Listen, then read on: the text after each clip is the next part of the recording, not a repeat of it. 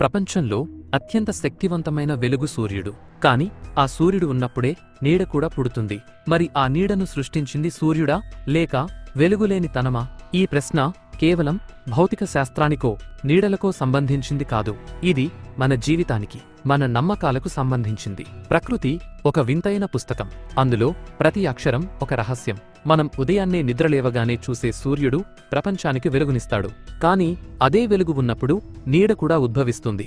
మనం నమ్మే దేవుడు సర్వశక్తిమంతుడు, దయామయుడు, కరుణామయుడు అని చెప్పుకుంటాం. మరి అలాంటప్పుడు ఈ లోకంలో పసిబిడ్డల ఆకలి కేకలు ఎందుకున్నాయి? అన్యాయం, యుద్ధాలు మరియు సైతాను అని పిలువబడే ఆ చెడు శక్తి ఎందుకు ఉన్నాయి?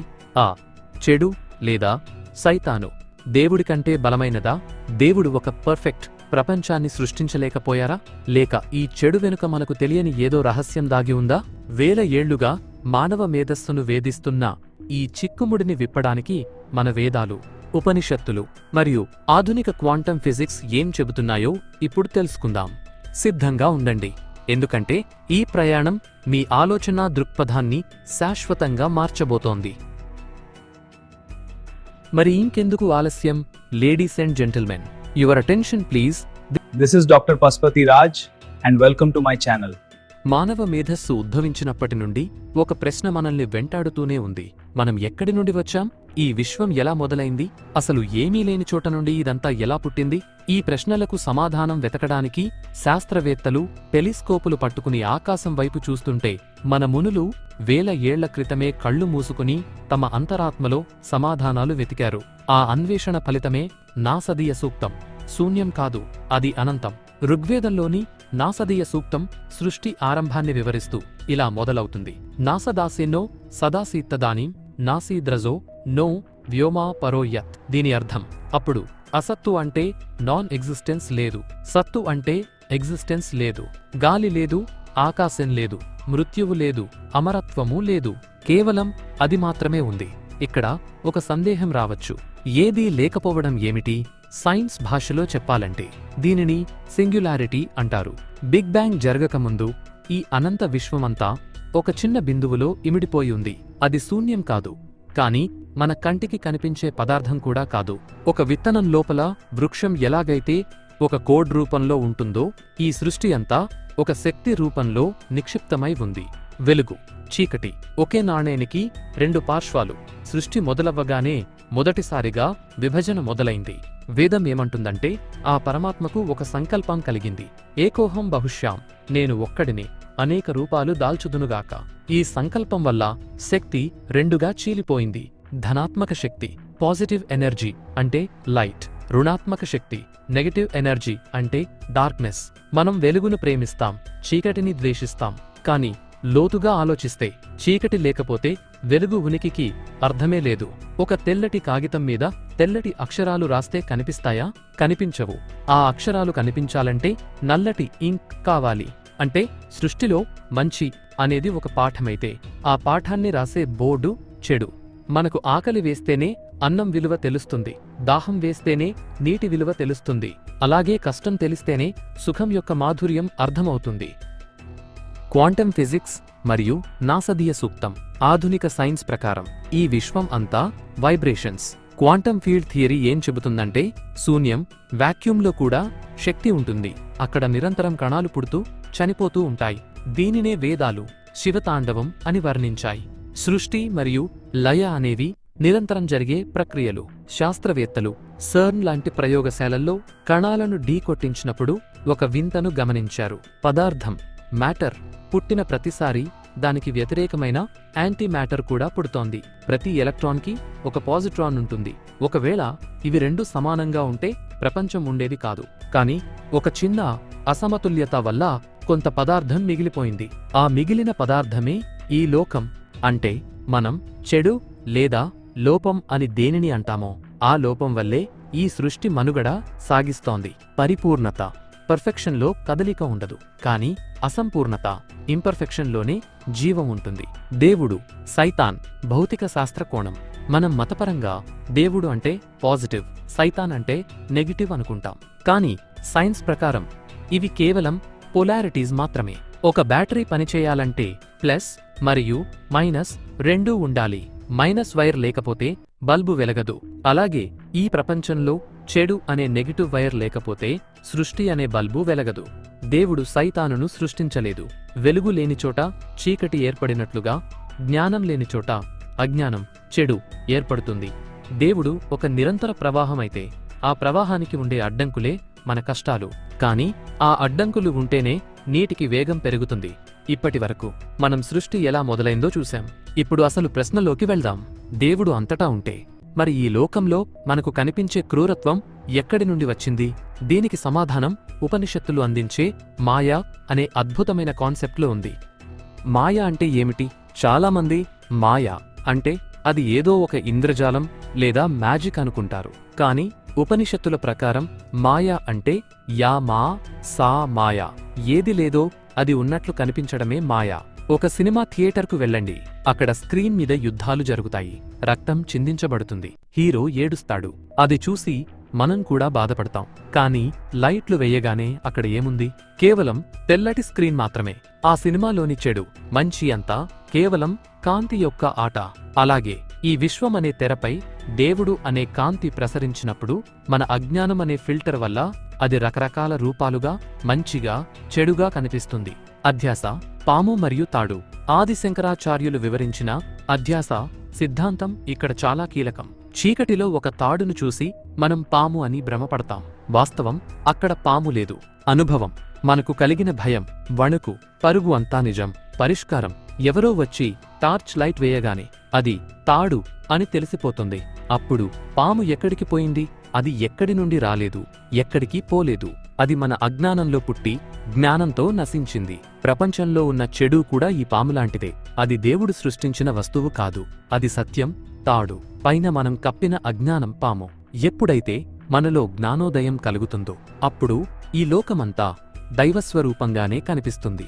ఆధునిక సైన్స్, మన ఇంద్రియాల పరిమితి, క్వాంటమ్ ఫిజిక్స్ మరియు న్యూరో సైన్స్ కూడా ఇదే చెబుతున్నాయి. మన కళ్ళు ప్రపంచాన్ని ఉన్నది ఉన్నట్లుగా చూడవు. మన కళ్లకు కనిపించేది కేవలం ఒక చిన్న తరంగ, విజిబుల్ స్పెక్ట్రమ్ మాత్రమే. మన మెదడు బయట ఉన్న డేటాను తీసుకుని లోపల ఒక చిత్రాన్ని సృష్టిస్తుంది. అంటే మనం చూసే చెడు అనేది ఒక ఆబ్జెక్టివ్ రియాలిటీ కాదు. అది మన మెదడు యొక్క ఇంటర్ప్రిటేషన్. ఒక పాము మరొక జంతువును చంపినప్పుడు అది ఆ జంతువుకు చెడు. కాని పాము బిడ్డలకు అది ఆహారం. అంటే ప్రకృతిలో మంచి, చెడు అనేవి లేవు. కేవలం సమతుల్యత, బ్యాలెన్స్ మాత్రమే ఉంది. మన స్వార్థ కోణం నుండి చూసినప్పుడు మాత్రమే అది మనకు అన్యాయంగా కనిపిస్తుంది. ఉపనిషత్తులు సిద్ధాంతాన్ని చెబితే భగవద్గీత ప్రాక్టికల్ సైకాలజీని చెబుతుంది. అర్జునుడు అడిగిన ప్రశ్న నేటి ప్రతి మనిషి ప్రశ్న. కృష్ణ, నా మనస్సు నాకు తెలుసు, తప్పు చేయడం ఇష్టం లేదు. కాని ఏదో ఒక శక్తి నన్ను బలవంతంగా చెడువైపు నెడుతోంది. ఏమిటా శక్తి? శ్రీకృష్ణుడు ఎక్కడో నరకంలో ఉన్న సైతానును చూపించలేదు. నీలోపలే ఉన్న రజోగుణం గురించి చెప్పాడు. కామ ఏష క్రోధ ఏష రజోగుణ సముద్భవః మహాశనో మహాపాప్మా విధ్యేనమిహ వైరిణం. అంటే కోరిక మరియు కోపమే నీ శత్రువులు అనగా మహాశనః. ఇవి ఎప్పుడూ తృప్తి చెందవు. దేవుడు ప్రపంచాన్ని ఒక స్టేజ్ లాగా సృష్టించాడు. కాని మనిషి తనలోని అతిశయించిన కోరికల వల్ల ఆ స్టేజ్ మీద విధ్వంసం సృష్టిస్తున్నాడు. ప్రపంచంలో యుద్ధాలు దేవుడు చేయడం లేదు. మనిషి లోపల ఉన్న అహంకారం మరియు దురాశ చేస్తున్నాయి.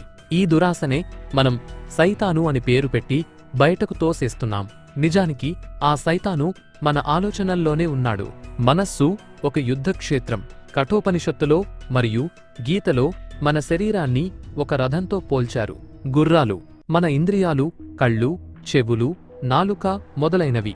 కళ్ళెము మన మనస్సు, సారథి మన బుద్ధి అంటే విచక్షణాజ్ఞానం, ప్రయాణీకుడు ఆత్మ. గుర్రాలు అదుపు తప్పితే రథం పల్టీ కొడుతుంది. అంటే మన ఇంద్రియాలు కోరికల వైపు పరుగెత్తితే మన జీవితం చెడు వైపు వెడుతుంది. దేవుడు మనకు గుర్రాలను ఇచ్చాడు. కాని వాటిని అదుపు చేసే కళ్ళెమును అంటే మనస్సు, సారథిని అంటే బుద్ధి కూడా ఇచ్చాడు. మనం సారథిని నిద్రపుచ్చి గుర్రాలను ఇష్టమొచ్చినట్లు వదిలేస్తే వచ్చే ప్రమాదానికి యజమానిని అంటే దేవుడిని నిందించడం ఎంతవరకు సమం? కర్మ సిద్ధాంతం మరియు జస్టిస్. చాలామంది అడిగే ప్రశ్న, దుర్మార్గులు సుఖంగా ఉన్నారు, మంచివాళ్లు కష్టపడుతున్నారు, దేవుడు ఎందుకు మౌనంగా ఉన్నాడు? దేనికి సమాధానం కర్మ సిద్ధాంతం యొక్క టైం ల్యాగ్. ఒక వ్యక్తి విషం తాగిన వెంటనే చనిపోకపోవచ్చు. అది రక్తంలో కలవడానికి సమయం పడుతుంది. అలాగే మనం చేసే పనుల ఫలితం వెంటనే రాకపోవచ్చు. సంచిత కర్మ మన గత జన్మల బ్యాంక్ బ్యాలెన్స్. ప్రారబ్ధ కర్మ ఇప్పుడు మనం అనుభవిస్తున్న ఫలితం. ఆగామి కర్మ ఇప్పుడు మనం చేస్తున్న పనులు. ఇవి భవిష్యత్తును నిర్మిస్తాయి. దేవుడు ఇక్కడ లా ఆఫ్ కర్మ అనే సాఫ్ట్వేర్ను రాసి పక్కకు తప్పుకున్నాడు. అది ఆటోమేటిక్గా పనిచేస్తుంది. ఎవరూ దీని నుండి తప్పించుకోలేరు. ప్రపంచంలో మనం చూసే అన్యాయం వెనుక ఒక సుదీర్ఘమైన కర్మ గొలుసు, chain of action and reaction ఉంది. మనం కేవలం ఒక చిన్న భాగాన్ని చూసి దేవుణ్ణి తప్పుపడుతున్నాం. మనం ఇప్పటివరకు దేవుడు, సైన్స్ మరియు మనస్సు గురించి చర్చించాం. కానీ ఒక బాధాకరమైన ప్రశ్న మిగిలే ఉంది. కష్టమే మనిషిని మెరుగుపరుస్తుంది అంటున్నారు. సరే, కాని అమాయక జీవులు ఎందుకు బాధపడాలి? దీనికి సమాధానం దైవిక ప్రణాళికలో ఉంది. ఘర్షణే ఎదుగుదలకు మూలం. ప్రకృతిలో ఏదీ కూడా సంఘర్షణ లేకుండా రూపుదిద్దుకోదు. ఒక రాయి శిల్పంగా మారాలంటే వేల ఉలి దెబ్బలను భరించాలి.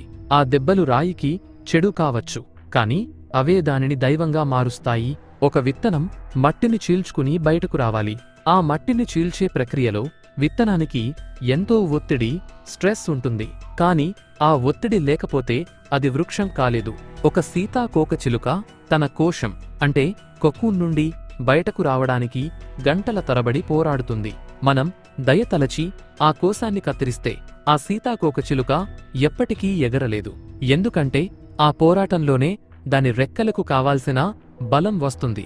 మన జీవితంలో చెడు లేదా కష్టాలు కూడా ఇలాంటివే. అవి మనల్ని నాశనం చేయడానికి రావు. మనలోని అసలైన శక్తిని బయటకు తీయడానికి వస్తాయి. లోకంలో యుద్ధాలు, కష్టాలు ఉన్నాయంటే దాని అర్థం దేవుడు లేడని కాదు. మనిషి తన పరిమితులను దాటి ఎదగడానికి ప్రకృతి ఇస్తున్న అవకాశాలు అవి. మనం ఒక సంఘటనను విడిగా చూస్తాం, కానీ ఈ సృష్టిలో ప్రతీదీ ఒకదానితో ఒకటి అనుసంధానమై ఉంటుంది. Inter connectedness. దీనినే సైన్స్లో బటర్ఫ్లై ఎఫెక్ట్ అంటారు. ఒక చోట జరిగిన చిన్న మార్పు ప్రపంచం అవతల వైపు పెద్ద మార్పుకు కారణం కావచ్చు. మనం చూసే అన్యాయం అనేది ఒక పెద్ద చిత్రంలో ఒక చిన్న భాగం మాత్రమే. ఒక శస్త్రచికిత్స సర్జరీ చేసేటప్పుడు డాక్టర్ కత్తితో కోస్తుంటే బయట నుండి చూసే వ్యక్తికి అది హింసలా అనిపించవచ్చు, కాని లోపల ఉన్న రోగికి అది ప్రాణదానం. దేవుడి ప్రణాళిక కూడా ఇంతే సంక్లిష్టమైనది. కాలమనే ప్రవాహంలో ఏది మంచో ఏది చెడో నిర్ణయించడానికి మన అల్పమేధస్సు సరిపోదు. ఇక ముగింపులోకి వద్దాం. ఇన్ని చర్చల తర్వాత మనం తేల్చుకోవాల్సింది ఏమిటి? వెలుగు, చీకటి, మంచి, చెడు, ఈ ద్వంద్వాల నుండి బయటపడటం ఎలా? దేవుడికి సైతాను లేదా చెడు శత్రువు కాదు. పాశ్చాత్య దేశాల్లో సైతానును దేవుడికి శత్రువుగా చూస్తారు. కాని వేద సంస్కృతిలో చెడు అనేది దేవుడికి శత్రువు కాదు. అది దేవుడి సృష్టిలోని ఒక నీడ.